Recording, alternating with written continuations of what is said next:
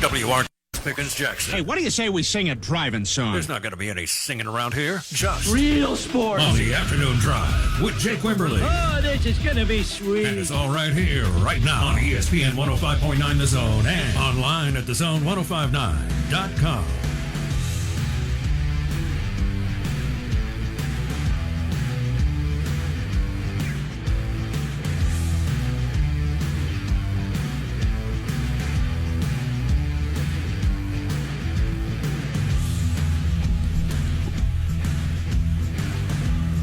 Second day of February 2024. Welcome in. Champ of the Chair Sports Maven on a Thursday. Clouds, little clouds. The radar says there's not a whole lot to it, but there's some clouds out.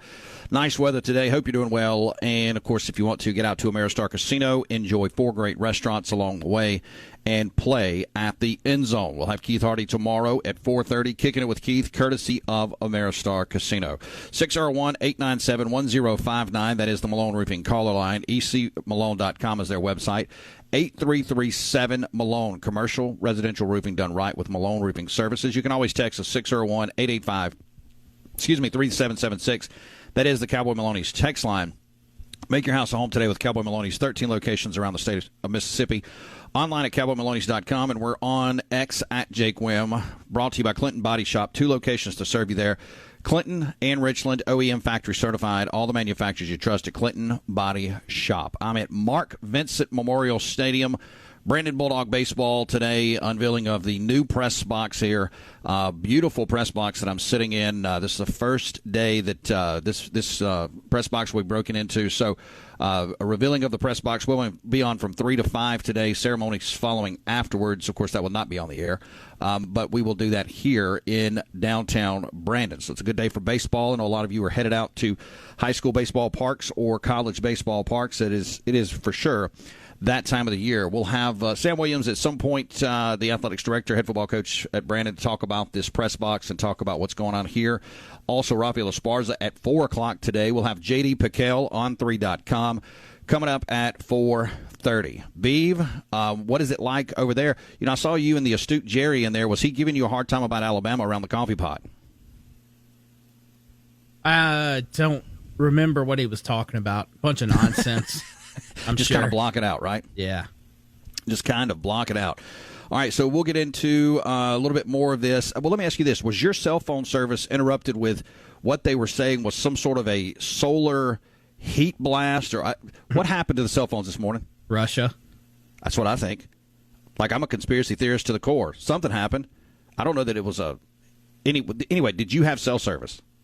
I did, because I don't have AT&T or Verizon or Cricket or any of that business. So mine was fine. C-Spire. Me too. See? That's why you should do C-Spire. Customer-inspired, all that stuff. So we'll get into it. Mississippi State gets a big win last night, obviously, in basketball over Ole Miss. Mississippi State baseball. Beaver, is it time to go ahead and call it a year in the state of Mississippi for Ole Miss and State in baseball? Yeah, you're done. Mississippi State, especially, you're just done. So we talked last week about don't freak out over the beginning of the season and all that. No, all that talk last week, to take that, flip it, just give up. It's football. Just get ready for football.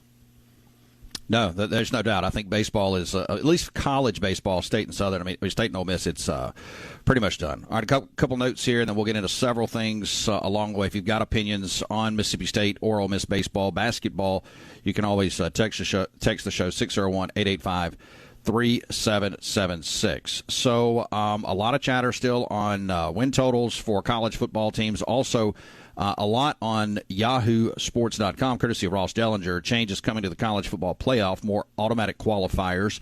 Yesterday, college football playoff leaders explored a variety of new models that grant multiple automatic qualifiers, 10 to 12 total, to the 4-team power conferences in a 14-team format. Not a 12-team format, a 14-team format with 2 byes. So buckle up. We'll get into all of that. As Brett McMurphy talked about on his X feed, at this rate, the playoffs will expand to 64 teams, just like the late, great Mike Leach championed 4 years ago. Also, since the end of the season, That would be the college football season. 2 college head coaches left for the NFL. 2 more took lesser titles at other universities, and 26 FBS assistants took NFL jobs via Dennis Dodd. Dodd also reports 40% of college coaches and their moves occurred despite a reduction in titles. So, we've talked a lot about, the movement, shall we say, in the coaching profession of football, especially when you're talking about from college to the NFL and vice versa. Also, Dennis Dodd reporting a unique NIL event. Lance Leopold and Chris Kleiman together breaking bread. That's the 2 coaches that would be Kansas and Kansas State's coaches, called Unrivaled, Uniting Kansas, Elevating Athletes. This will be on March 4th. I don't think that anybody in the state of Mississippi is going to go, but this is just a pretty unique event. It would be almost like Lane Kiffin and Jeff Levy doing a one-night event here in the state of Mississippi on that as well. Also, let's see, where was that note I'm looking for? I will have to come back to it. A lot on the EA Sports, shall we say, EA Sports game release for college football. A lot of notes on that today, if you care about that. Chris Fowler has officially announced he'll be the commentator for EA Sports College Football 2025, or College Football 25, and then Herb Street and Fowler both will be on that as well. So there's no telling what they're getting paid for that.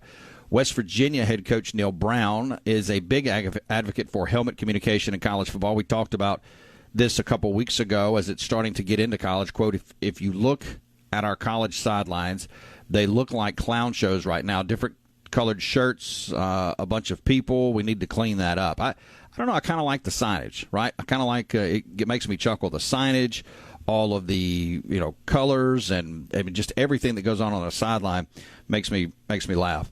All right, so when you look at now going into the weekend, updated baseball standings in the SEC, South Carolina has moved to 5-0 on the season. Georgia and Kentucky sit at 4-0. Tennessee 4-1, Florida 2-1, Missouri 2-1, and Vanderbilt at 3-2 in the SEC West. And again, this is the last year of divisions in baseball, just like we talked about in football with the emergence of Oklahoma and Texas. Alabama at 5-0, Auburn 4-0, LSU 4-0, and Texas A&M 4-0. Arkansas 3-1, and then Ole Miss at 2-3. Mississippi State at 2-3. When you look at basketball after last night, updated standings in the SEC. Alabama still one game ahead of Tennessee. They're at 11-2, 19-7 overall.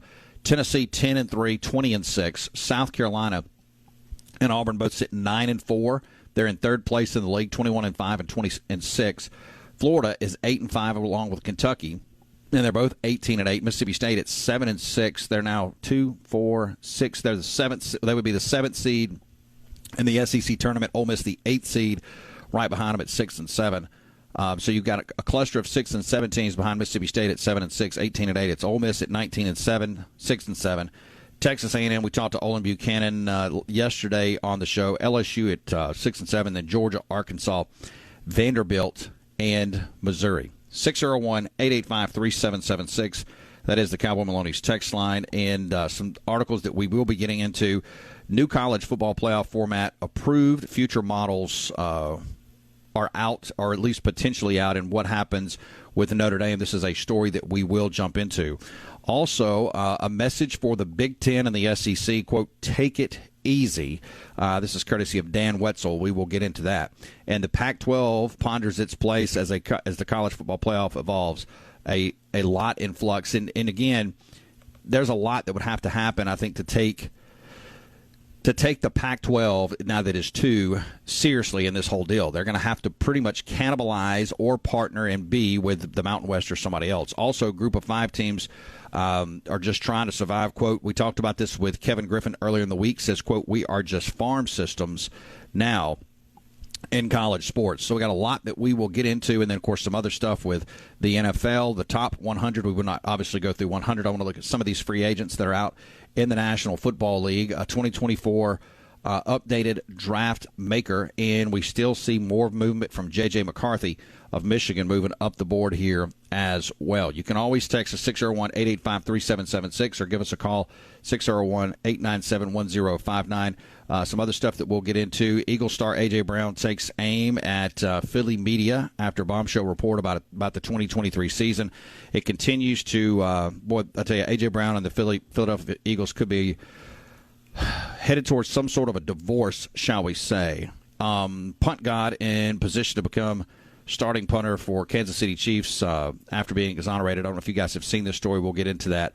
And then also, Sean Miller provides ominous commentary on lowly Big East standings as Buckeyes come knocking. So, the Big East not nearly where it was years ago in basketball. And Dan Marino, quote, Patrick Mahomes is already better than Aaron Rodgers, Peyton Manning, and many more. We'll get Danny Marino's thoughts on Patrick Mahomes. We are brought to you by our friends at Capital Orthopedic, online at capitalortho.com. Same-day appointments can be made at Capital Orthopedic.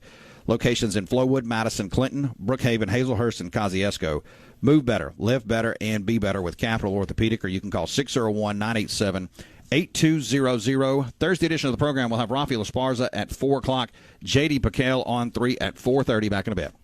Good afternoon. Good afternoon. And welcome back to the Afternoon Drive with Jake Wimberly, where he's talking about anything and everything that's Mississippi sports. No, great afternoon. Right here on ESPN 105.9 The Zone and online worldwide on thezone1059.com.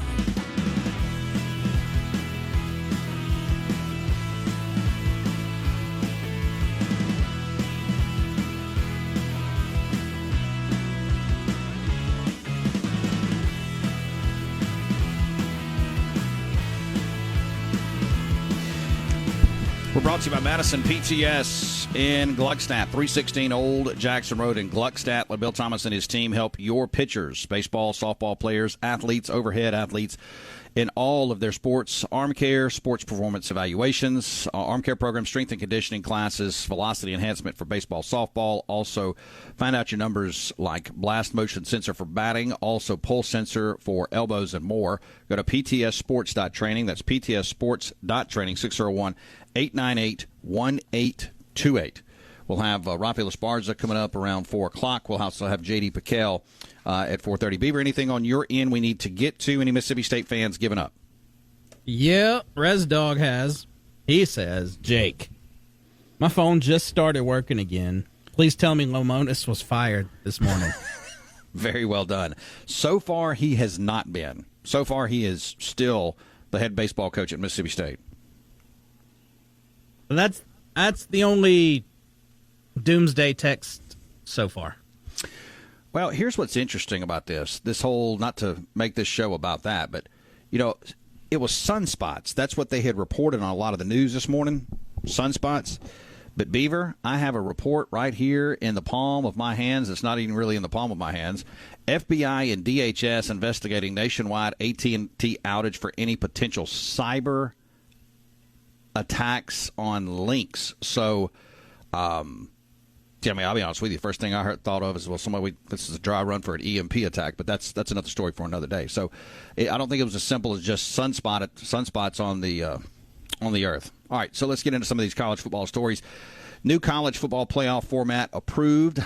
Future college football playoff models, and what happens to Notre Dame. So there's a lot to unpack on here. Dan Wetzel and Ross Challenger have done a great job with this, and SI's Pat Forty, as they kick off their podcast analyzing this week the new approved format for the college football playoff, which will have 5 automatic qualifiers and 7 at-large bids. There's already much discomfort from the SEC and Big Ten about the amount of automatic qualifiers, but we finally have an expanded 12-team playoff, which is good.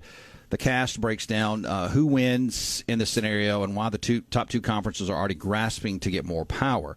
Where does it leave Notre Dame in this situation? The private conference-less university has been in the middle of the spotlight when discussing the new college football playoff format. In this new design, without a Power 5 or Power 4 conference to call home, if Notre Dame were to be a top 4 seed to receive an automatic qualifier, they would forgo the first round bye for the 5th seed and take on a likely group of 5 qualifiers. So it's important to remember that if Notre Dame, let's just say, in this scenario, Notre Dame finishes undefeated, and then you've got conference champions in the other four, obviously. You've got Georgia in the SEC, Ohio State in the Big Ten, Kansas State or Oklahoma State or Utah in the Big 12, and then you got ACC, Florida State, Clemson, somebody wins that. Well, even if Notre Dame has a better record than any of them, in this format, they're immediately going to forfeit one of the top 4 seeds because they have to, and then they'll be the 5th seed and take on the 12th seed, which would likely be a group of 5 team. When you look at some of this, the other questions that are out there, the expanded soon-to-be college football field, and then what the next one may look like. Tuesday, the format for the expanded 12-team playoff, of course, which this come up this Tuesday, will determine the champion of 24-25. That was announced, and then now just 6 months before the start of the season. That was on Tuesday. By Wednesday, the powers that be, which is increasingly just the Big Ten and the SEC, and make no mistake about it, I don't know how much power the ACC really has in this. I don't know that the Big 12 has much power, any more power than that as well. So, if you go on power brokers, SEC, Big Ten, then probably a little ACC, and then a little less on the Big 12, and then the rest of the conferences is just like nothing. It's absolutely nothing. The proposal includes additional automatic qualifiers. This is what the SEC and Big Ten want. Disproportionate revenue sharing, and all sorts of other ideas that would greatly benefit the SEC and the Big Ten. A better idea would be to allow, this is on opinionated piece, the the sea change of the 12-team model to play out for 2 years. Maybe kick the tires on that work, on what works and what doesn't, and what needs change and what doesn't. Jumping from 4 teams to a 12 is already a shock to the system. It is almost assuredly that for better or worse, but a test drive wouldn't be a bad idea. The Big Ten and the SEC, however, aren't willing to find out and wait long to try to propose other stuff and get other stuff in there, and what will impact the regular season and how that will be. Because remember, the 12-team playoff format we've had to adjust the regular season. If you expand it to 14 or 16, you're going to have to look at how you're going to do the regular season as well. There is a power grab and money grab to be guaranteed, so why wait? It says let's start with what is coming for the next 2 seasons. A 12-team model that provides automatic bids to the 5 highest-rated conference champions. It is a near mathematical certainty that the 4 highest will always be the ACC, Big Ten, Big 12, SEC. That's going to be the 4 seeds. So if you're in one of those 4 conferences, you're going to get one of the 1 seeds and you're going to have a bye. The top 4 seeds will likely come. I mean, there's almost no way, even if you go to the AAC champion, the Sun Belt champion, Mountain West champion, that you're going to have enough in your schedule, strength of schedule, and everything that they put together to be a top 4 seed. The 5th automatic bid, of course, though, will go to the so-called Group of 5 league. It's a chance to nationalize the event and bring in the, quote, Cinderella element, and most notably, avoid lawsuits of exclusion, and that is absolutely true. It's a good deal for the sport as a whole. Give a quality 12-1 Mountain West team, per se, a champion a chance. The rest of the field will feature 7 at-large bids, which every non-champion, including independents such as Notre Dame, can earn. Seeds 5 through 8 will host. Seeds 9 through 12 will travel to those campuses in mid-December. The winners will play 1 through 4. The next 3 rounds will be on neutral sites, generally traditional bowl locations. It should be rocket fuel for the sport. There's no current playoff agreement for the 2026 season and beyond, however. A new contract, both between the conferences and the broadcast partners, need to be reached. So there's already talk of expanding to a 14-team playoff. So talking 2 years of a 12 and then move to a 14. That would include up to 4 automatic bids for both the Big Ten and the SEC. So when you're talking about 14 teams, you're talking about more revenue that can be shared because you got 2 more additional games that or 2 more teams, which adds more games to the bracket. That means more television dollars. That means even more television, not just for everybody, but for sure the Big Ten and the SEC. And the SEC and the Big Ten want 4 qualifiers apiece. So the top 4 teams in the SEC and then 4 teams in the Big Ten would go, which would provide both revenue certainty and more teams in the bracket. So, and it also says such as the perception of superiority over the ACC and the Big 12, among others, on the recruiting trail. It's the next step in the Big Ten SEC becoming the true 2 big college football powers. It feels unnecessary, but especially at this moment. Yes, 2 more playoff games should yield more television money. How much, though? Reports have ESPN offering $1.3 billion annually for the 11 games of the 12-team format, an average of about $118 million per contest. So if you're asking yourself, what is 2 more contests worth? It's about $200 million in rev share. And, of course, do the SEC and Big Ten really need additional automatic bids or qualifiers? Are they concerned that their second and third place teams wouldn't secure at-large spots based on merit? Historically, they would. No one is disputing the strength and depth of those leagues, especially post-expansion. 601-885-3776. That is the Cowboy Maloney's text line. We're brought to you by our friends at Sound Communications, online at soundcomav.com. Collaborate, design, and build with Sound Communications. They've been around since 1955. I'm out in Brandon today. Bulldog Stadium baseball, unveiling the new press box here, coming up this afternoon at 5:30. Back in a bit. Okay, we're back. I'm ready. It's more in the afternoon drive with Jake Wimberly, where he's live and local on Jackson Sports Authority, ESPN 105.9 The Zone, and online at thezone1059.com.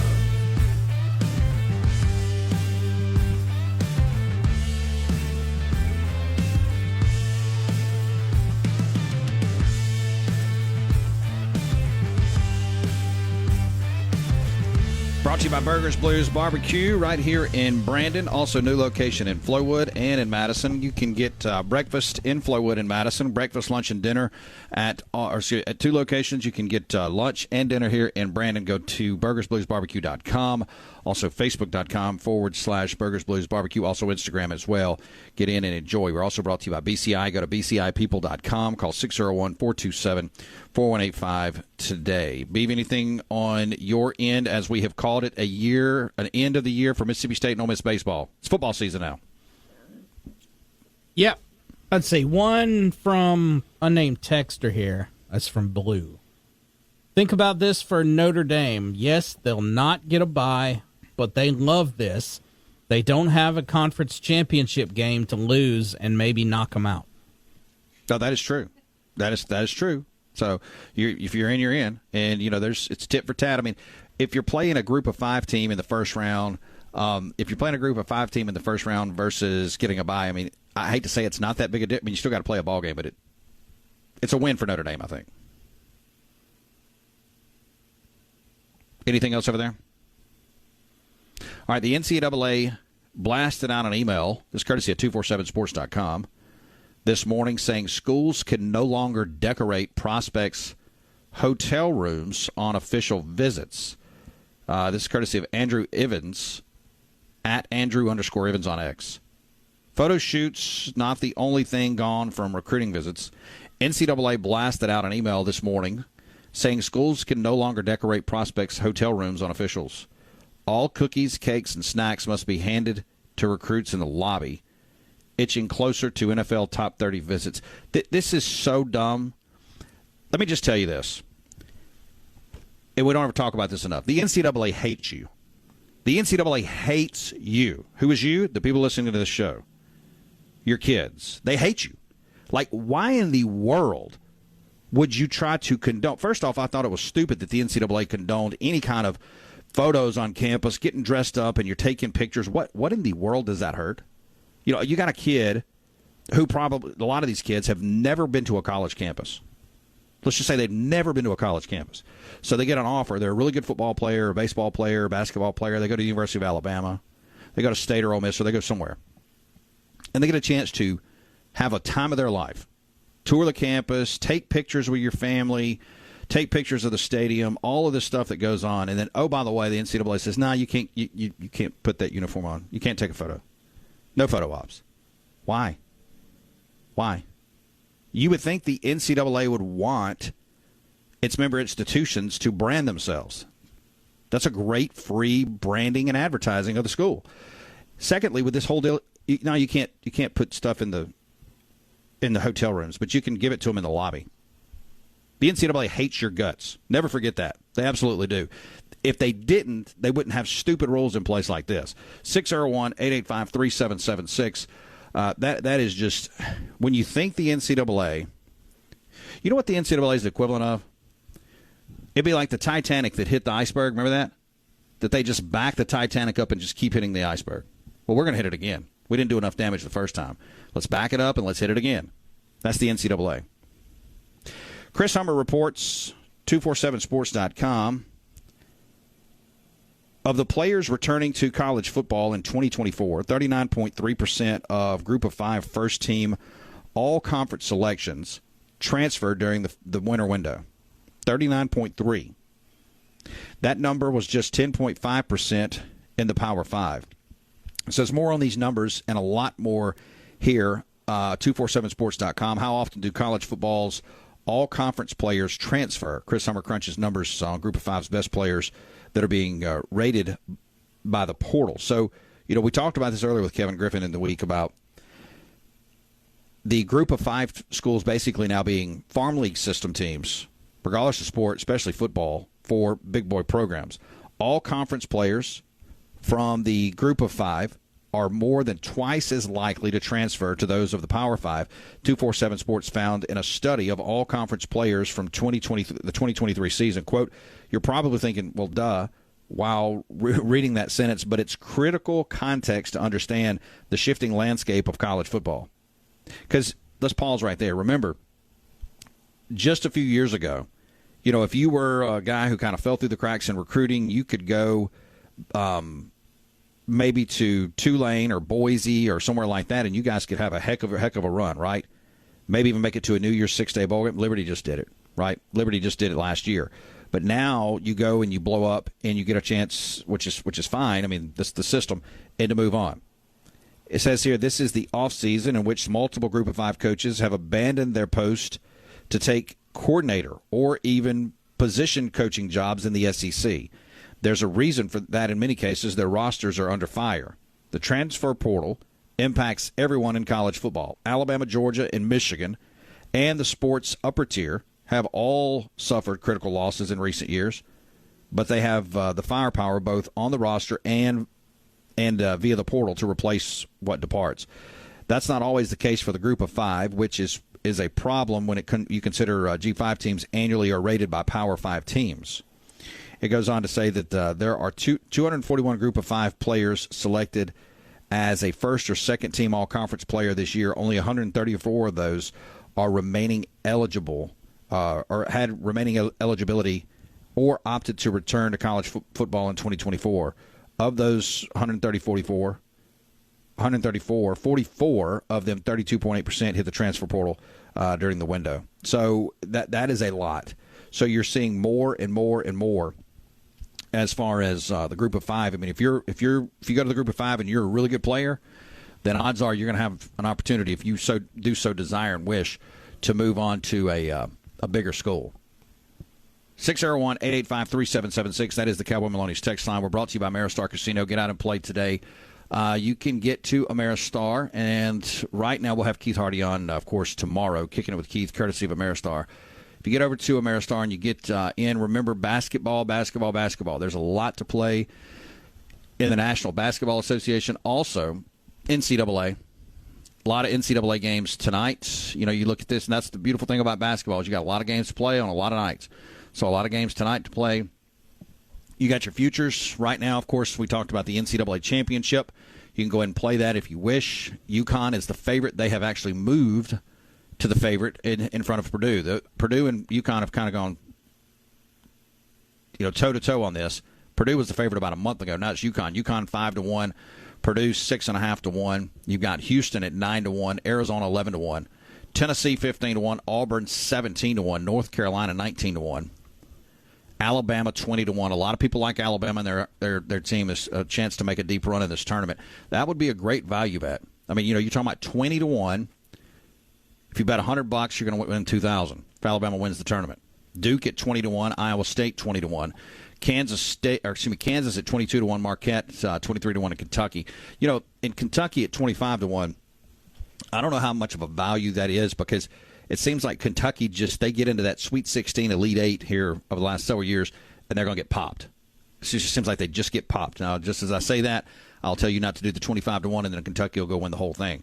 You can also get SEC, I believe, Southeastern Conference. If you want to play the Southeastern Conference tournament right now, Alabama Our regular season championship, not the tournament, but the regular season championship, Alabama minus 177, Tennessee at plus 170, then Auburn 7-1.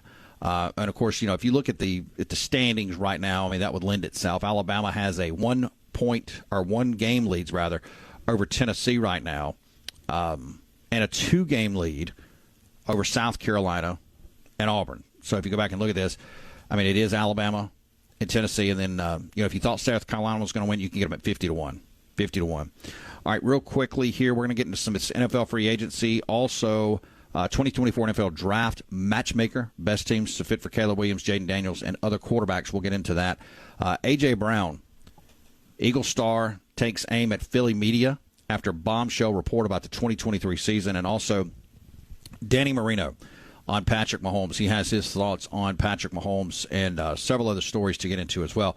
I want to get into, let me get out of that story, potential proposals, other stuff that the SEC and the Big Ten. Look, the SEC and the Big Ten came in this week, and everybody shook hands and said, yes, great, we've got the 5+7 model. And the SEC and Big Ten said, that's awesome. But we have a list here. Pulled a list out of a trapper keeper or whatever you want to call it, and it was a long, long list to what they want. We're brought to you by the MHSAA. Officially become official today. Go to MISSHSAA.com.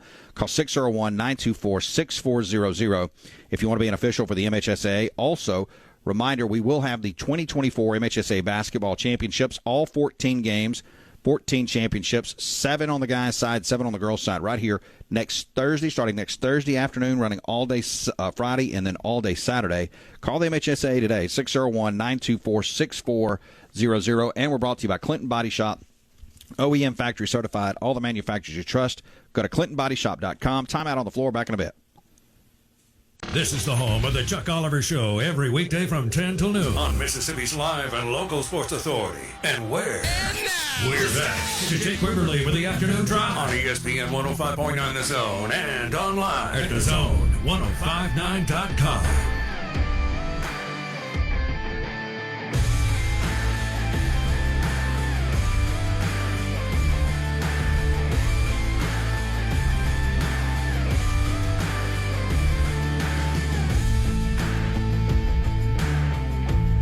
We're brought to you by BCI. Go to bcipeople.com for more information. We're also brought to you by Ashley Howie, Crowlike Realtor, 769-226-3782, facebook.com/Ashley Howie Realtor. If you're looking to buy, sell, or relocate. Beaver, anything on your end before I get into a little NFL here? No.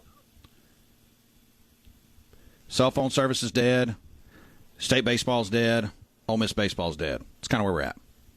All right. Looking at the NFL draft.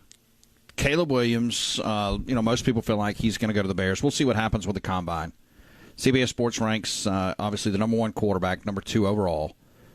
Chicago hired former Seahawks offensive coordinator Sean Waldron, to replace Luke Getsy.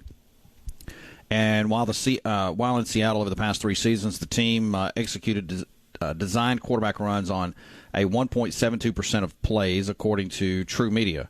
Geno Smith had rushed on 8.9% of his dropbacks over the past 2 seasons. Williams could be best described as a pocket passer capable of rushing when the situation necessitates. His ability to extend plays and complete passes outside of the pocket is what makes him so intriguing, but it's not his identity. Again, we'll see what happens with Justin Fields. You would assume that they're going to put him on the trading block if they are 100% going to do that. Drake May, quarterback, North Carolina. CBS Sports ranks him the number 2 quarterback, number 6 overall prospect, and they right now have him penciled to the Patriots. Prototypical pocket passer. Quarterbacks are all first-year head coach Jared Mayo, and the Patriots have known over the past 2 plus decades. Drake May is listed as 6'4", 230 pounds. He has arm strength necessary to make, quote, every throw on the field. And I always love the every throw on the field. I don't know that we know that they can make every throw, but that's the way we frame it up. But he has struggled with consistency. So there's a difference in making the throw on the field and then being consistent. Somebody runs a corner route at 20 yards. I may can throw it in that direction. Does that mean I can make the throw if I'm not consistent? It's chicken and the egg. Anyway, Jaden Daniels, LSU, ranked 3rd best quarterback by CBSSports.com, 8th overall prospect. He is pegged, at least right now, to the Commanders.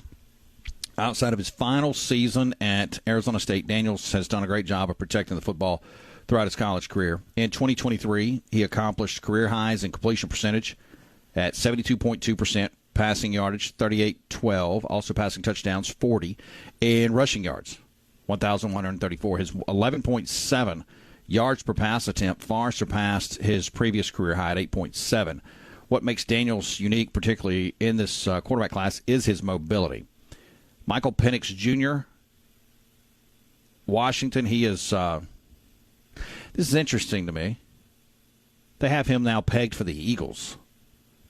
Fourth-ranked quarterback, 31st overall. There are a handful of teams that could be in the market for a quarterback that have not been discussed, the Rams, Falcons, Bucks, Saints, etc. But here's an outside-the-box thought to consider Philadelphia. In June of 2019, Carson Wentz signed a 4-year contract extension with the Eagles worth $128 million. He would just play 2 more seasons with the franchise. It is not to say that Jalen Hurts is not the guy in Philadelphia, but rather evidence to explain the franchise's position at quarterback when selecting Hurts in the second round of the 2020 draft. General Manager Howie Roseman was not expecting to trade Wentz, only to see him bounce around over the league for the next 5 years and when they drafted Hurts. Let's go to the Malone Roofing caller line. We got Tide Man on the line. Tide Man, welcome in. Good afternoon. Hey, brother. Yeah, I got something to get off my chest you guys can help me with a little bit. Come on, lay it down. Very, very, very deeply disappointed in the University of Alabama for the way they've handled Eli Gold, who apparently was basically let go or fired because Eli said that he was not retiring, had no plans to retire.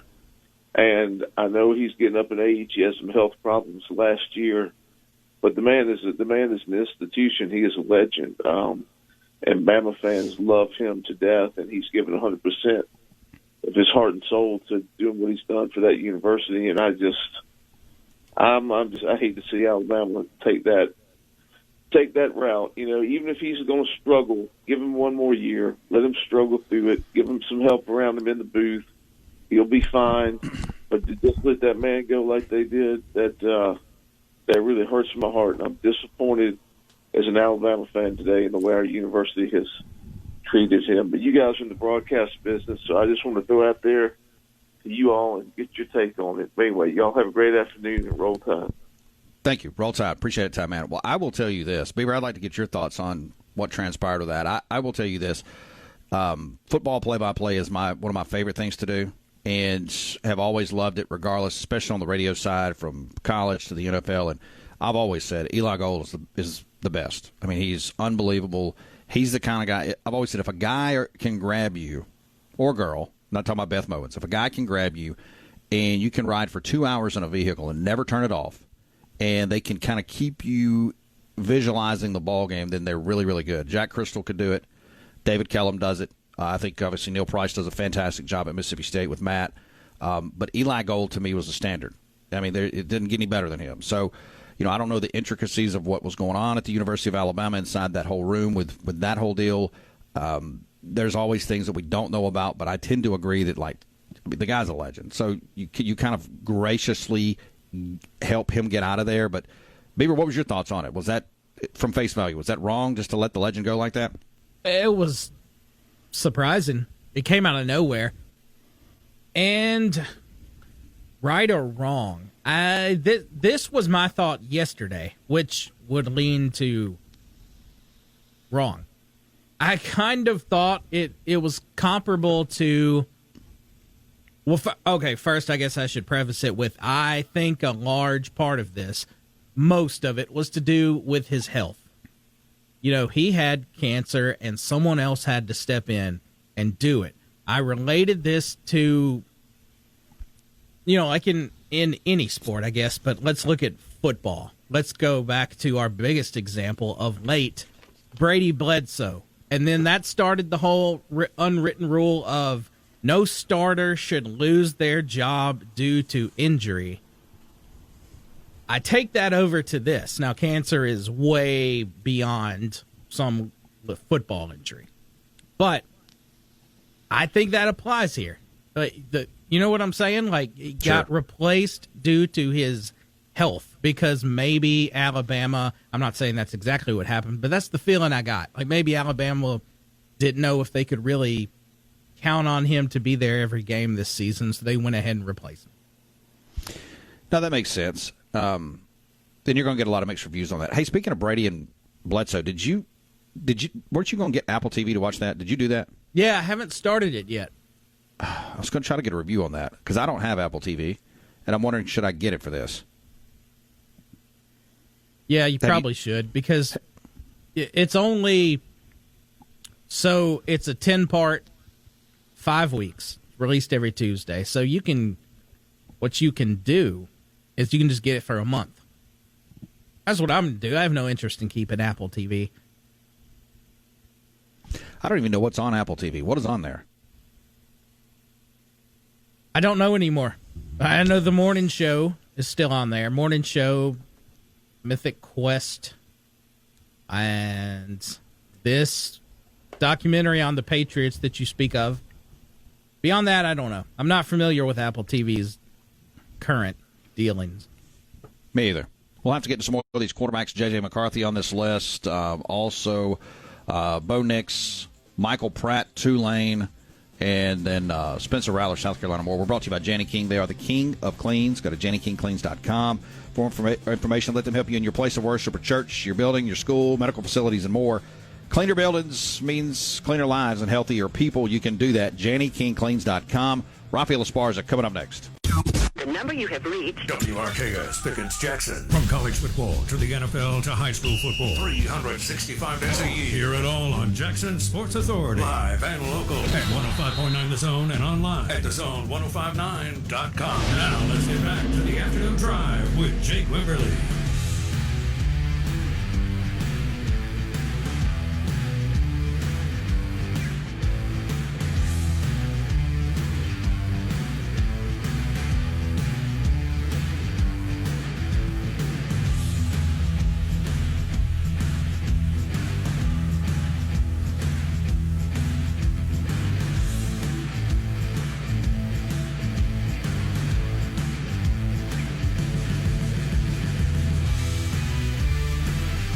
Hour 2 brought to you by Mississippi Legends Grill. Today, kids eat free at Mississippi Legends Grill. Take your kids out. Give your pocketbook a break. Let your kids eat free at Mississippi Legends Grill. Tomorrow's Catfish Friday, Fried Chicken Friday. Get out and enjoy lunch. Get the lunch special of the day, though, daily on Facebook.com/Mississippi Legends Grill. Everybody knows your name. Corner of Castlewoods Drive and Lakeland Drive. Get out today. Rafael Esparza, MyBookie.ag. On your radio, we'll have Sam Williams next segment. J.D. Pickell at 4:30. Esparza, welcome in, sir. How are you? Pretty good. How about yourself? You know, we're hanging in there. I mean, look, just in a matter of like half a week or a week, Mississippi State and Ole Miss baseball have hit the wall. So I mean, that was fun. That was over quickly. Now we just turned to national college baseball.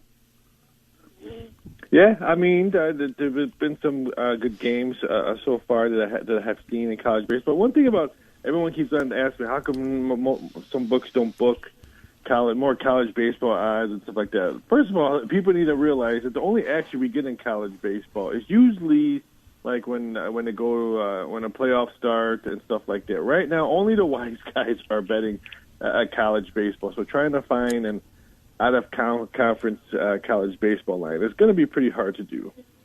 Yeah, I was going to say, and that's got to be, I would assume, is that a tough sport to handicap? I mean, if you're going to handicap it, you want to handicap as many as you can. But so many rosters, so many. I mean, is it tougher to handicap than a normal baseball game, like Major League Baseball? It is, because there's so many conferences. I mean, in basketball, you're automatically going to get two-way action a lot in college basketball, but in college baseball is probably the hardest one because some of them don't even go on TV. You got California Baptist. You have teams that some people don't even know that had baseball teams. You have Nichols if you're in Louisiana and stuff like that. Just so many teams when it comes to college baseball. We could probably handicap it now. We would just get one-side actions. But a perfect example, if we were doing, I'm trying to think of a game today that it's probably lopsided. Arizona State, Ohio State right now. We're so lopsided on ASU because no one's betting Ohio State. Granted, there could be maybe we're lopsided. That could be just maybe 3 bets because we're not getting any bets in it. Rafael Esparza, mybookie.ag, get in and play today. College basketball, though, always hot. A lot going on as we move through the weeks. Here the next few weeks, bracketology continues to heat up. Looking at, some of the lines I'm looking at, UConn, 5-1 to win the whole thing. That I believe Purdue was the number one team a couple weeks ago, and they're now 6.5 to 1. Houston, Arizona. I don't know the four teams that are listed as the number one teams right now. That would be UConn, Purdue, Houston, and Arizona. I don't know that they are heads and shoulders better than the 2s or the 3s, are they? No, they're not. I had a conversation today talking about no one's really talking about some of these 2s that are going to be probably in there, like a North Carolina team that's probably really hungry because they didn't even make the tournament last year. So now they're probably going to be a solid 2. As of now, maybe they could falter off because so far a lot of top teams have had some bad losses coming in there. But don't sleep on the 2s. This is probably, and I'm hoping I don't say this every year, but this is probably the wide open March Madness I have seen in a very, very, very long time. I can see a 3 winning it all, or even a 4. A 3 right now, I think Baylor could be a 3. Iowa State could be a 3. I'm trying to think. Tennessee can maybe be a 3 if they slip up a little bit.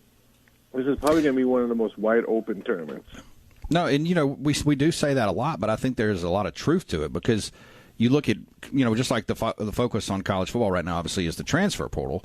But when you look at college basketball, that's been the case for quite a while, and a lot of rosters will be flipped totally in a year. I mean, I remember a couple of years ago, LSU I think had I can't remember everybody but 2 guys transferred out, and their whole new team was new. So, I don't know how many of these teams, and I think that's why you see some of these, like the St. Mary's of the world or maybe a San Diego State of the world or Creighton, they'll make a run in the tournament because they have, a roster that has been together for 2-3 years. You just don't see that at any of the big schools. Duke, Kansas, Kentucky, none of them have longevity in the roster, which I think makes for the tournament to be more wide open.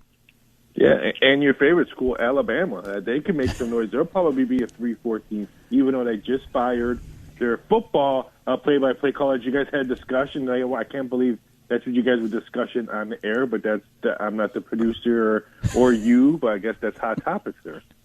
Oh, it's 100% Hot Topics. Think about Alabama. They got rid of their legendary football coach and their legendary radio broadcast guy, and their new football coach is on social media for the first. That's the first time Alabama football's their coach has ever been on social media.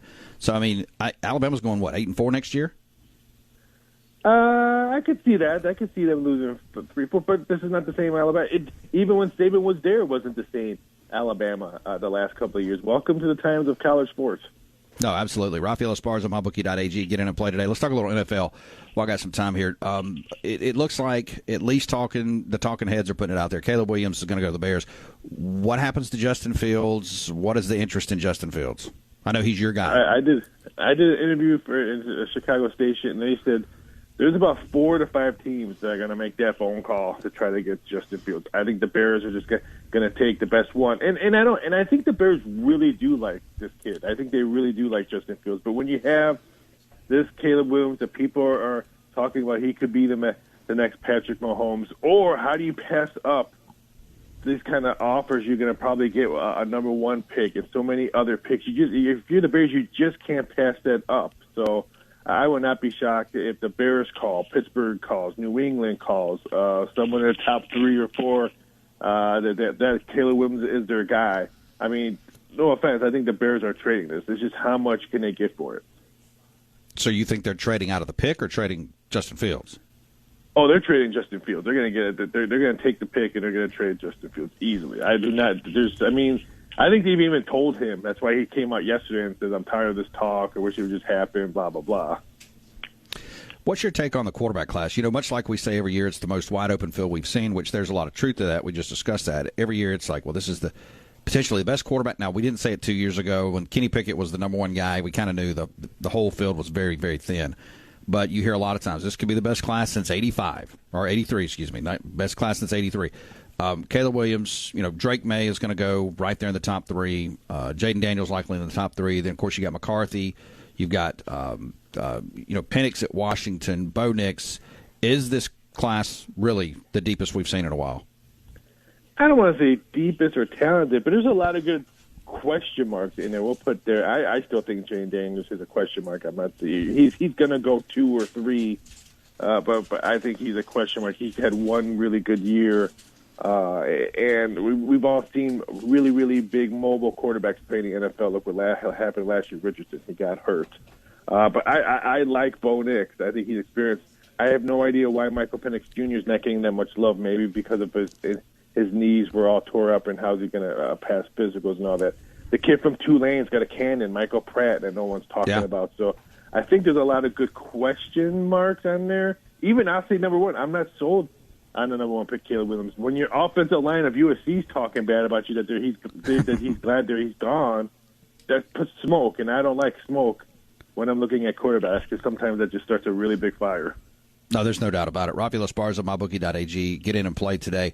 What's going on in Philadelphia? A.J. Brown, every time I look up, A.J. Brown is chirping about something. Media, locker room. Is that breakup imminent between A.J. Brown and the Philadelphia Eagles? I think so. If not, I think everyone's going to play one more year. And if they have a year like they did last year, then I think some fires are going to be starting to let go. I think the new head coach, A.J. Brown, play calling. I think we can see a big change in Philadelphia. I don't know if he's going to be gone because I think the offense needs him unless they draft. I mean, no one's talking about this wide receiver class is very, very deep. Yes, in the draft. So unless they get someone that they really like, then maybe they can let him go. But I think everyone in Philly is going to get a 1-year pass. Hey, what else is going on? What's going on in the fight world? What else can people play? I know there's a lot to do. It's a very convoluted sports part of the calendar. Well, we got UFC Mexico this weekend, so some nice, really good matchups coming off a great UFC last weekend. So that's probably the key. This one, but it's all about pretty much college basketball because I can't believe in a blink of an eye we're in the month of March. First baseball preseason game I got to watch on my TV today was fantastic. Padres and Dodgers, so baseball just around the corner. So it's going to be a full thing. And the NBA star tips back into, I hate to say second half of their season because they only got like 20 games left. But I can't believe NHL and NBA playoffs are just around the corner as well. Well, hey, can we go ahead and start a petition to stop all All-Star games? I mean, the NBA All-Star game was a flop. It always is. The NFL Pro Bowl is, can we just get rid of this stuff? I could say, get rid of all that. I think the baseball All-Star game is semi-competitive because the pitchers don't want to get rocked. They don't want to give up any home runs. And the hitters are trying to hit home runs to satisfy the crowds. I think the baseball All-Star game is the best out of everyone in the league, but everything else you just go bye-bye. Hey, get in and play. MyBookie.ag. Esparza, I appreciate you, brother. Look, we'll do it again next week. Take it easy. Have a fantastic week. You too. Rafael Esparza, MyBookie.ag. Get in and play today. We're brought to you by Waze Energy. Go to WazeEnergy.com. 4 great flavors that you can enjoy if you love energy drinks. Respond, rescue, engage, and revive. Find them at great locations like Brandon Market here in Brandon, also Fastlane, Lake Harbor Chevron, and Hotspot Market 11 and more. Go to Facebook.com/Waze Energy Drinks to find more today. Also, go to WazeEnergy.com. Got to take a timeout. Sam Williams coming up next. And action! We got that and a whole lot more around here. It's the Afternoon Drive with Jake Wimberly. What's the score? He's got that, along with the hottest sports stories of the day on ESPN 105.9 The Zone and online at thezone1059.com.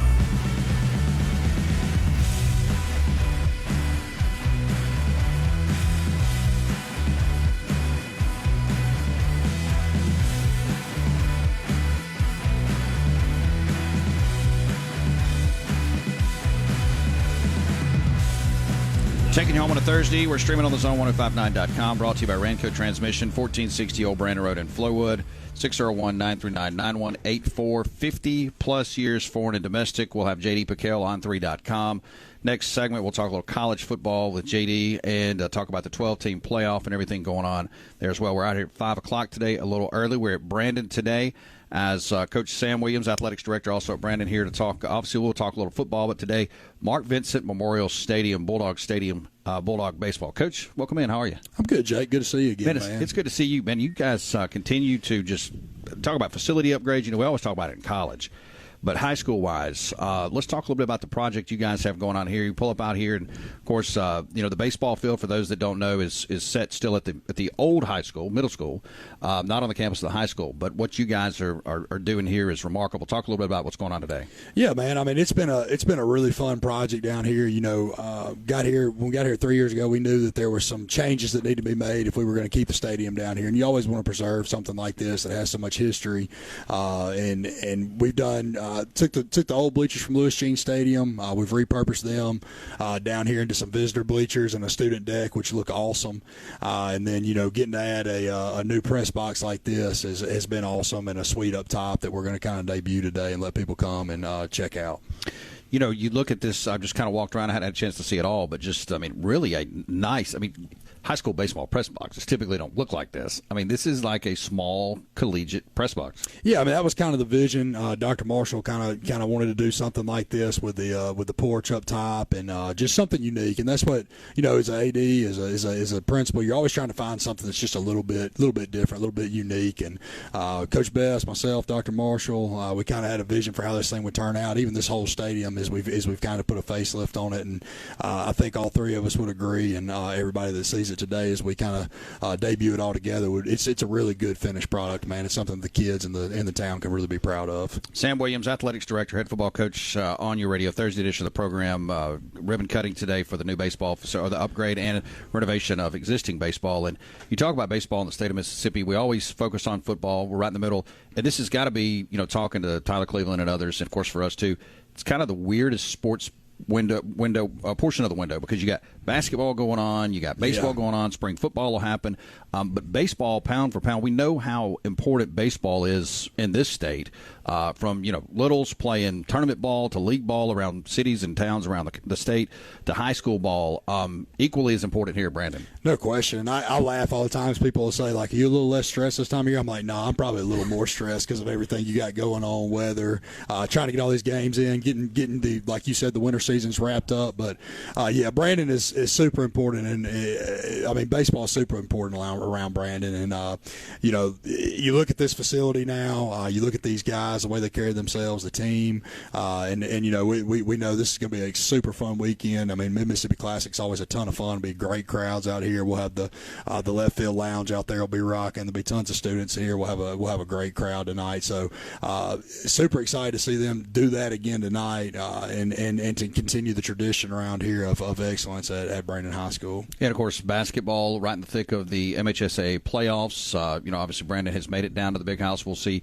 what happens and who all gets down there. 14 championships. Fred's going to be there just about every year now. Coach Barnes is going to put a team out there. So we'll be down at Gulf Coast. I believe we'll play at 5:30 on Saturday. I think that's right. It's either 5:30 or 6. But it'll be a barn burner. It's going to be a good one. Harrison Central's got a really good team. I think they're number one in the state right now. Seems like we keep in the playoffs. We're running against some really good teams in every sport. So, I'm excited to see how those boys compete this week. And you look at the basketball championship bracket. Obviously football's tough, baseball's tough.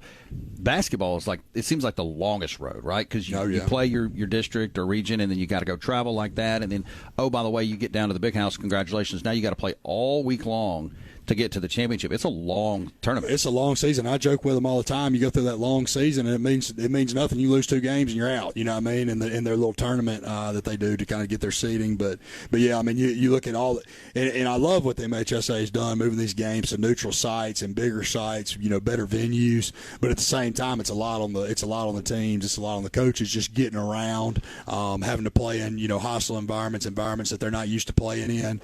And so I think that's why it's so important. You look at what Fred did and what even Coach Moncrief did this year is you got to go around and you got to find road games, road games, go play and get used to doing that, because you're going to have to do it when it matters most. Sam Williams on your radio, athletics director and head football coach here at Brandon, as they ribbon cut the expansion and, of course, renovation of the baseball facility here. Wonderful baseball facility. A lot of you that don't even have kids at Brandon but maybe have kids that will play here will see this, and it is a phenomenal facility. Got to talk a little football. It'll be spring practice before you know it for high school football. When do you guys do that? We'll start the last week in April, but we'll be going the whole month of April because we'll do junior high before that, play junior high on the 18th with Pearl and Northwest Rankin. But going to be a fun year, kind of a transitional year where when when I say transition, a lot of key players coming back, but a lot of key guys to replace, and guys that started for 3 years. But we're really excited. We've been flying around, having some good workouts, good off season so far. So excited to see those guys hit the turf and find out what they're really about here in a couple of weeks. Yeah, and with football, it never ends now, right? I mean, I know it's a little difficult for some of the players that maybe cross sports from baseball, basketball back to football, right. But football it's a 24/7, 365 sport now. It is, yeah. And I mean, now, this is my 7th year being a head football coach, and you just have a year-round calendar, right? Like you kind of have a system that you do. You kind of have things that you hit throughout the year. Kind of checkpoints that you're trying to get to, phases that you're going through physically and football-wise, and it's it's almost like you have a system and you develop it and you fine-tune it every year. But for the most part, you kind of get in that rhythm. The kids get in that rhythm as they move every year through the program. So, but yeah, it is a full-time deal. It feels like it never ends. And I remember playing college football and coming out of it and thinking to myself, man, that is a grind. I'll probably never have experience again. And here I am living it every single year. So, one college football question will get you on your way. 12-team playoff. You like it? Don't like it? I think it's great. I mean, I think college football as a whole, and it's trickling down into high school. I think there's a lot of changes that are going to have to be made over the next couple of years that are not what you're talking about. I'm just talking about with everything that's going on with the kids and all, and putting a lot of pressure on them and having them make decisions that right now they're probably not ready to make. But as far as from a business model, yeah, absolutely, it's going to be fun. You know what I mean? Because it don't matter if you make it 12, 24, or 96. Somebody's going to complain about not being in, but at the end of the day, it'll be fun to watch 12 teams battle it out. And the thing that I'm interested to see is, how football is just such a physical sport. You lose guys every game. It's going to be a war of attrition when you get to that point. There's no doubt about it. Coach, I appreciate you as always. Yeah, appreciate it, Jake. Sam Williams, Athletics Director, head football coach here at Brandon, as they ribbon cut tonight on the new baseball stadium. Of course, the renovated baseball stadium here at Brandon. A lot of great baseball facilities, high school-wise, from Northwest Rankin, Hartfield, Jackson Academy, Brandon, Pearl, Madison Central, all across the state. High school baseball, extremely, extremely popular here in the state of Mississippi. 601-897-1059 if you want to give us a call. That is the Malone Roofing caller line. You can always text us, 601-885-3776. That is the Cowboy Maloney's text line. We're brought to you by A1 Gear and Auto, your hometown vehicle specialist, 15-plus years of great service. Anything under the hood, 601-939-1060. We're going to take a timeout. We'll come back. J.D. Piquel, on3.com. We'll talk to him and get his take on everything going on in college football back in a bit. Turning to sports. With Jake Wimberly on the afternoon drive. One of the last pure pleasures I have left in my life. Yeah, maybe you ought to get a life first, okay? On ESPN 105.9 The Zone and online at thezone1059.com.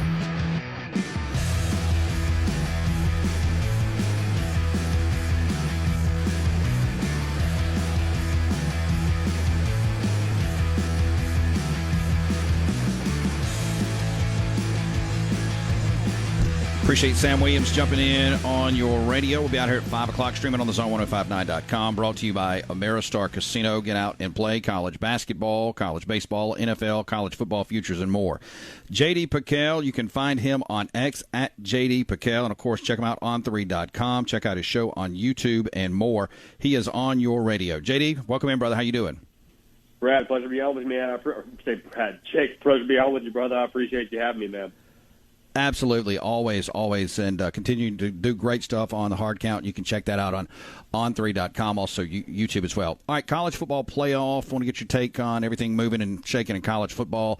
Maybe a couple teams as we head towards spring practice, but your thoughts on what has transpired this week with the 12-team playoff, the 5+7 model, and, oh, by the way, you shake hands if you're in that room, and then all of a sudden the SEC and Big Ten says, yeah, but maybe we want to expand it to 14 in a couple of years. Maybe we want some, we want our shake of for this and for that. Your thoughts of everything going on right now? Yeah, I think there's a couple of different emotions because I was truthfully always on the side of like, hey, let's stay at 4. 4 is great. 4 is enough for us. We don't need to get too crazy with this playoff field because obviously the more playoff games we have here, the less the regular season games are going to matter. So I was always, kind of kicking and screaming, but I'm like, all right, if we're going to go with a 12-team playoff, the 5+7 model makes a lot of sense. First thought I had was, okay, well, what happens to Notre Dame? And what happens when we get to this point where, it's one thing to say, all right, hey, we're cool not joining a conference. The NBC money, that's good now, Jake. You and I both know, hey, that's a lot of zeros that I'm sure are treating them just fine. But, you get to the point where, all right, what if Notre Dame is an undefeated number 1 team in the country? well, they're not playing in the conference championship game. So by this 5-7 model, they're going to have to still play a first-round game. Now, it'd probably be in South Bend, so I'm sure that'd be nice. But, I mean, to have to play another game, let's say they drop that game and get upset by somebody, like, all right, it's a whole different story about what you want to do in the long term. So to answer your thought, though, about, expanding this playoff even more, it's tough because I think now more than ever we really need someone to regulate college football. I mean, like the tough part Sure. is we have a lot of guys in a room that, to no fault of their own, they're all acting in their own interest. And that's their job. Like, they're supposed to represent the SEC and the Big Ten and the ACC and the Big 12. And so, they're all acting in the best interest of their conferences and not necessarily what's best for college football. And, the poor guys with the ACC and the Big 12 are kind of at the mercy of those holding the cards, which is, of course, the other two conferences. So it's all wild. It's all, if you know the book, if you give them out a cookie, they're going to want some milk. If you give the college football playoff some expansion, they're going to want more and more spots. So we'll see what happens here. But, yeah, it's absolutely wild times in college football. J.D. Pickell, of course, On3.com. You can get his show daily, The Hard Count with J.D. Pickell, On3, also on YouTube, on the On3 YouTube channel every day. Talking college football. All right, so let me ask you this. There's so many, the off seasons have been just wild over the last couple of years. And now we've got this potential divorce between Florida State and the ACC. And, basically, you look at it, it's almost like a bad marriage where the ACC says, well, maybe you can just buy us out if you want out. So are we about to see a next round? I mean, if Florida State does, in fact, find the money, be it whatever avenue they're doing this to get out of this, does that open the door for now a collapse of the ACC? It feels like it really would, because what we've seen too in the conference realignment world is, these things happen in the buddy system. So if Florida State leaves, they're not going without someone to go with them. They're not going without a Clemson or a Miami. And with how much Florida State brings to making that pie that is the revenue in the ACC, that would be really, really tricky. And I think you'd see a lot of other schools be like, okay, well, if the person bringing a lot of that, green baggage to the table is leaving, okay, well, we're going to go jump ship and be somewhat better for our own interests too. So I do think it would be, I don't know if it would be quite as rapid as what we saw in the Pac-12, but I do think it would kind of start that slow demise of, hey, this rent is getting a little bit too expensive and the person that was paying it is leaving. And so I think we got to all find another spot to reside, unfortunately. So it's kind of sad, because I think you probably feel in a similar way, Jake, and I don't mean to speak for you at all, but there was an era of college football we've been in now for the past 20-plus years that have, kind of created a lot of great memories for us. Like, it's awesome to be in the ACC and watch Clemson and Florida State. And, when Miami's good, that's always fun in college football. So it's kind of an unfortunate but maybe necessary evolution just to kind of stay alive. But it's a little bit sad nonetheless. But, no, I think you hit it on the head. I think that's probably the next thing that has to happen, or that will happen when it comes to the ACC and Florida State. If it's one, it's usually two. No, I 100% agree with you. J.D. Pickell on your radio, Thursday edition of the program, talking college football. Let me ask you about a couple teams. Now, obviously, you'll, like everybody, all of us, you'll come out with your predictions as we move into the spring and into the summer. But just a flyover here, this will be, and it already is, the most anticipated offseason for Ole Miss football in this state since probably Eli Manning's senior year, and maybe even bigger than that. When you look at all of the publications and all of the way too earlys, has Ole Miss in the college football playoff, coming off an 11-win season, victory over Penn State in the Peach Bowl. Lane Kiffin returns the majority of this roster.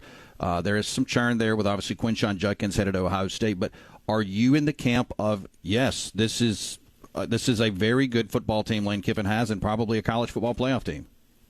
Yeah, without question. Without question. And they probably were last year, even if you subtract Quinshon Judkins from that team. I think they probably still would be a 12-team playoff qualifier. But what they did through the portal, man, I mean, Lane Kiffin just doing Lane Kiffin things, going in there and treating it like a target and finding what he wants, and just kind of, we'll get a defensive lineman here, we'll go get ourselves a Juice Wells there, and just continuing to build that thing into a battleship. And I think Walter Nolan, we did our most impactful players in the SEC, race today on our show. And Walter Nolan, to me, is just like signifying what Lane Kiffin talked about after that Georgia game, saying, hey, the difference with us right now between Georgia is they have double-digit 5-stars, and he's like, I think we have one. And so I'm not saying that, Ole Miss has the same level of 5-stars that Georgia does, but bringing a guy like Walter Nolan, who for us was the number 2 player in the whole gosh darn portal, and being able to just be able to play some more ball on the line of scrimmage and, have a better showing against a team like Georgia with their offensive line, and play with the Alabamas and the LSUs of the world year in and year out. Like, if you can just play ball there I think that allows the Lane Kiffin offense to go to, in my mind, going from like the equalizer to the edge, like being what kept you in the ball game. Maybe you'll play in a shootout to like, all right, that shootout that was, 42-38 is now 42-28 because Ole Miss was able to get some more stops. So, I mean, I 1,000% believe this is a year and potentially the year for Ole Miss to really make some noise on a very, very national level. And I can't wait. I didn't even talk about Jackson Dart at all right there, but yeah, I'm really excited to watch that team. Man. I think they're going to be a lot of fun to watch this year. What's your take on Oregon to the Big Ten? Obviously, Washington, the Big Ten, USC, UCLA, but I'm intrigued by this because, obviously that staff has done a great job bringing in guys in the transfer portal. You look at the quarterback room is really good, talent's really good. They play at a different rate and a pace than a lot of teams. Could they potentially look? Ohio State's going to be right there. We'll see what Michigan does on a rebuild of sorts. Penn State, until James Franklin can win the big games. I mean, he looks like he's going to be a 10-win coach. Still got to get past those guys like Ohio State and Michigan, but Oregon, it feels like, and correct me if I'm wrong here, that the way they play football, this could catch a lot of people off guard in the Big Ten, and I think that they're a heck of a football team and could at least challenge for that championship this year. No, man, you nailed it. You absolutely nailed it. Like Oregon, what I have been sort of thinking here for the better part of this last week, since we're trying to kind of figure out what the best talking points are as we kind of move into spring football. It feels like to me Oregon's been a Big Ten team for the last 2 years since Dan Lanning's got there. They're just now getting, to have that sticker on the helmet. I mean, they've had the big human beings up front. They play a tough brand of football. The Pac-12 kind of has this label, fair or not, that it's a softer conference, and those are West Coast guys. Like Dan Lanning comes from the SEC. He knows what it is in the trenches, and he knows what it takes to win at a very, very high level, given his time under Kirby Smart. So I think the way they've built it inside out, meaning from the lines of scrimmage out to the skill players, and then going and getting the most experienced quarterback from my knowledge that's in college football right now, and Dylan Gabriel, and how much he's played. I think they're going to hit the ground running. I mean, if I had to pick today a Big Ten title game, if I had to pick our matchup, I mean, Vegas, I suppose, would agree. But Ohio State, Oregon, man, we're going to see that one. I believe we'll see it in October. I'm trying to think of where it's at. It might be in Eugene or it might be in Columbus. We'll see it in the regular season. I wouldn't be surprised in the slightest if we saw it a second time around in Indy for the conference championship. So it's going to be tremendous to watch them enter into that conference. I don't think they'll lose a step at all. Wrapping up with J.D. Piquel, the hard count on3.com. Let's get you out with this. I'm sitting here looking out through all these conferences and working on all kinds of stuff that we do and analytically looking at this stat and this metric and these recruiting this and recruiting that. And I look at Miami in the ACC and I go, man, this is a good roster. At least on paper, it looks good. They've recruited well. Mm-hmm. They've worked the transfer portal. They've got a great quarterback coming in. And then I look over there at Mario Cristobal, who's one game above 500 as a coach, and I'm like, man, where is this team? Are they good enough to get over on what has been, looks like, at least face value, some coaching efficiencies with Cristobal? Is it time for Miami to shine this year? I really think it is. And I think it's fair based on the total body of work from Mario Cristobal to talk about that record. I mean, for me, I think in recent history, like he took over Miami in a spot where they weren't necessarily on the up and up. Like that, there was a reason why he, was able to get that head coaching job based on what he did at Oregon, and then also based on what Miami hadn't been. So I think there's probably some context there, but I really think, for me, from the outside looking in, I think he is a culture guy. I think culture is something they've lacked.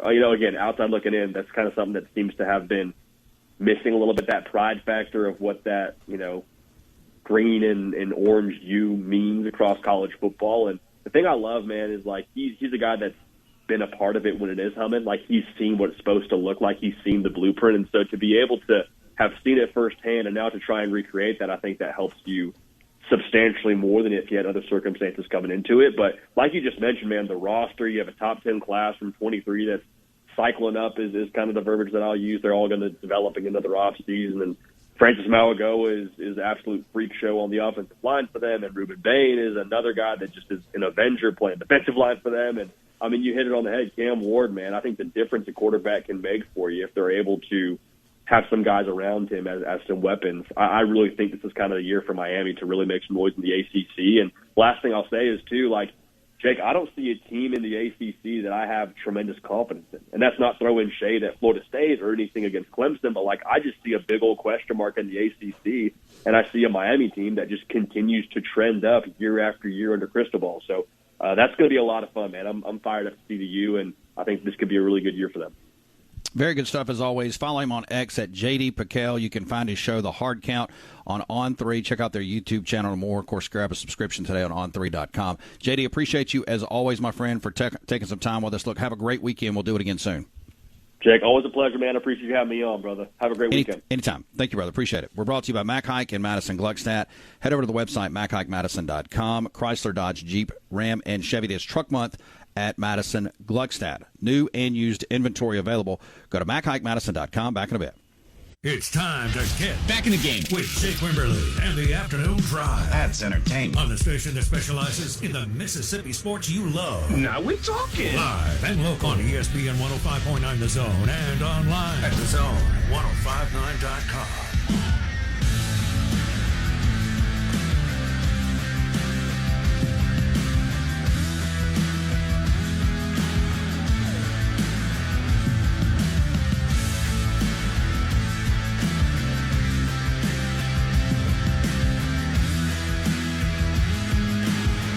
Final segment brought to you by our friends at Capital Grill in Jackson. Grab a Michelob Ultra or Bud Light. Please drink responsibly, courtesy of Southern Beverage. It's almost happy hour, and, of course, you can unwind and forget about your workday with Capital Grill in Jackson. 18 TVs, a game of pool, a meal, everything you need. Go to Facebook.com/Capital Grill of Jackson. As you move along to get the weekly and daily updates, CapitalGrillofJackson.com. Appreciate J.D. Piquel, the Hard Count on your radio. So Sam Williams and Rafael Esparza will be out of here in just a few minutes. Beaver, anything on your end we need to catch up on? Couple texts here. First from Brando. Guys, my phone was down this morning. I'm back. I'm here. I'm safe. Well, that's good to know. You know, that Brando is safe. I did wonder this morning, maybe did he have something to do with the phone outage? Because I could see him being, a little shyster in this. Brando, I don't really care about anything you just said. I don't worry about you. Chief Shooting Bull. Will Stingray be the next voice of the Crimson Tide? Oh, Stingray. Yeah, remember that fool? That guy in Feinbaum's show? Yes. The guy that started out affiliated at Mississippi State? Yeah. Oh, man. I don't know. He may have some sort of affiliation there. At least give it a shot. Did you like his content? No. No. Of course not. No. That was loose, man. I remember, because he came out. I can't remember what it did, what he said, but it was really stupid. It involved ringing the cowbell. Yeah. He would do videos weekly. Like basically opponent previews for Mississippi State on his YouTube channel or social media. And then he would ring the cowbell and yell Go State and all that stuff. Yeah, and then if I remember right, the Mississippi State fans actually knew better. We don't want to be associated with this guy. And that's why he jumped ship. That's right. There was a divide there. And at one point he went to Southern Miss. I think he even spent some time at Ole Miss. I mean, it's like he just became kind of hopped around the SEC and around the South. What else we got over there? That'll catch us up. All right, Notre Dame. Talking with J.D. Piquel about the college football playoff.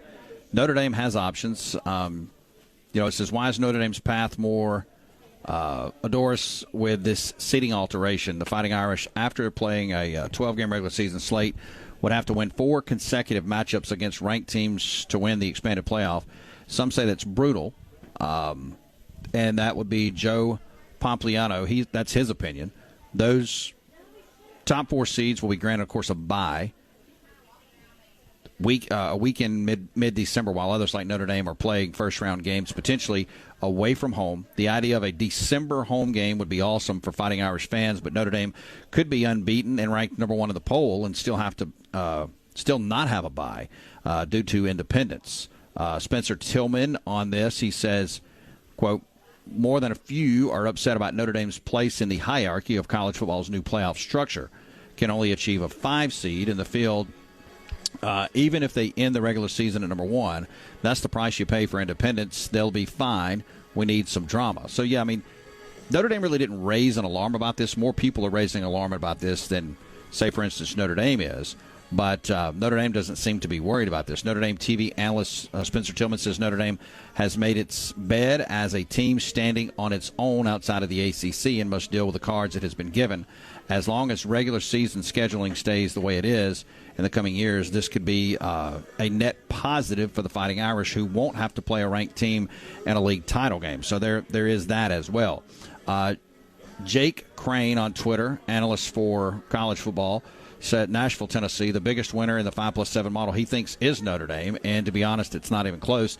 He said, think about this. In the previous 4-team playoff era, Notre Dame was vying for a coveted spot despite never playing during the final week of the regular season. When the selection committee had several teams under the microscope, that worry is now over. If Freeman's program finishes strong with double-digit wins, there's plenty of spots to be voted in. So what he's saying basically is, if Notre Dame finishes with double-digit wins, which, we said this, at 10 wins, they're going to be no worse than a 5th seed. They can't get one of the 4 seeds, but they could be the 5th seed, and that's probably where they are. Heather Dinich on this, she says that as an independent, Notre Dame's only path is one of the 7 at-large bids. Even if the Irish are the committee's number 1 team on Selection Day, they will fall to number 5 behind the 4 conference champs. The Irish will need to win 4 straight games to win the national title. And a lot of people are focusing on that. But again, the committee puts this thing together for college football as a collective, and you can't show favoritism to Notre Dame. Notre Dame already, granted, a lot of this is they do it their own self. The TV contract with NBC, the brand of Notre Dame, it's bigger than just about any brand in college football. You can make an argument that it is the biggest brand in college sports. So you can't give, I guess you could say, extra incentives or kind of a wink-wink deal to Notre Dame just because they are independent. Says this is where it gets sticky for the Fighting Irish. Theoretically, Notre Dame could play twice as many games in a month to get to a national championship than they would have played in the entire regular season. Would any team survive against this gauntlet? Luciano Antonini says the most games Notre Dame can play in a season now is 16 games, 12 regular season games, no conference championship game, 4 total playoff games. There's a chance some teams can play up to 17 games if they make the national title. 12 games and a conference championship loss plus 4 games. Notre Dame has an advantage there. So a lot of people going back and forth on who has the advantage and who doesn't. Brad Crawford, 247 Sports, says 2024 college football playoff. He has Ohio State 1. The 1st seed after winning the Big Ten championship at 12-1. Georgia, number 2 seed at 11-2, an SEC champ. Florida State, 12-1, ACC champ. Utah, 11-2, Big 12 champion. Texas is the 5 seed in this format. Oregon, number 6. Notre Dame, 7. Michigan, 8. Ole Miss, 9. LSU, 10. South Florida as the AAC champ. They would be the 1 Group of 5 champion. But the Group of 5 champion is likely going to fall outside of the top 10. Almost every year, if you think about it. Even an undefeated Liberty or undefeated Tulane or South Florida or whoever that may be, Boise, they're likely not going to get one of the top 4 seeds. It's just not going to happen. And, of course, he has Miami as his last team in. And real quickly, Jeff Schwartz says that Notre Dame will get a home playoff game in this scenario, and they are fine with that. So I think that's where the rubber meets the road for Notre Dame is they are happy they will have a home playoff game and then move forward from there. We appreciate Sam Williams, Ravi Esparza, and J.D. Piquel jumping in, and we got to get out of here a little early today. We'll be back in studio tomorrow, 3 to 6, as we'll finish out the week. We'll have Keith Hardy from Ameristar Casino. Also grab Michael Katz talking Ole Miss sports and more. Remember, ketchup is king, bacon's a delicacy. Aloha means goodbye. We're brought to you by Williams, Newman Williams. When you need a win, car wreck, truck accident, nursing home neglect. Online at WNWWilliams.com. Have a great Thursday afternoon. It will be Friday tomorrow. We will see you then. Good night.